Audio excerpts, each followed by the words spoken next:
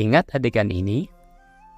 Yap, ini adalah adegan ending film Doraemon and Nobita's Dinosaurs yang dirilis tahun 2006.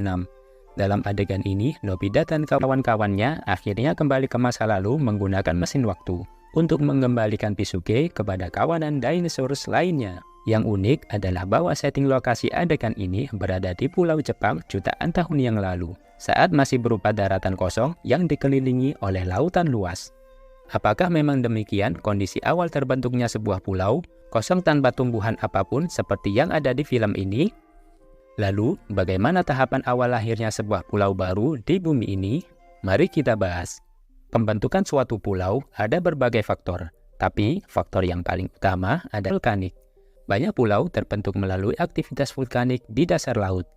Ketika magma dari mantel bumi mencapai permukaan laut melalui leleran magma di kerak bumi, peristiwa magma di dasar lautan dapat mendingin dan membentuk gunung berapi.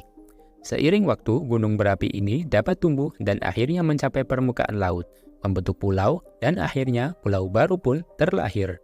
Ada banyak contoh pulau yang terlahir karena proses aktivitas vulkanik. Di antaranya adalah Kepulauan Hawaii dan anak Gunung Krakatau. Khusus yang terakhir, gunung berapi ini sering menjadi tempat rujukan para peneliti untuk mempelajari bagaimana awal mula terbentuknya kehidupan di muka bumi ini. Mulai dari aktivitas vulkanik yang memicu munculnya Gunung Anak Krakatau dari dasar Selat Sunda, sampai beberapa proses yang akhirnya membentuk daratan, hutan, dan akhirnya ada berbagai makhluk hidup yang mendiaminya. Proses ini bisa berlangsung selama jutaan tahun sampai akhirnya menjadi sebuah pulau atau daratan yang kita kenal selama ini, lengkap dengan manusia sebagai elemen akhirnya. Selain aktivitas vulkanik, pulau bisa juga terbentuk akibat akumulasi sedimen di atas dasar laut. Misalnya, delta sungai atau terumbu karang yang terus membangun material di sekitar mereka dari endapan sedimen yang terbawa oleh arus laut atau sungai. Seiring waktu, sedimen tersebut dapat terakumulasi cukup untuk mencapai permukaan laut dan membentuk sebuah pulau. Gerakan lempeng tektonik juga dapat menyebabkan pembentukan sebuah pulau. Misalnya, ketika dua lempeng tektonik bertabrakan, itu dapat menyebabkan lipatan dan patahan di kerak bumi yang menghasilkan bentuk lahan baru, termasuk pulau. Faktor ini menjadi sebab kedua terbesar setelah aktivitas vulkanik. Selanjutnya, proses glasial.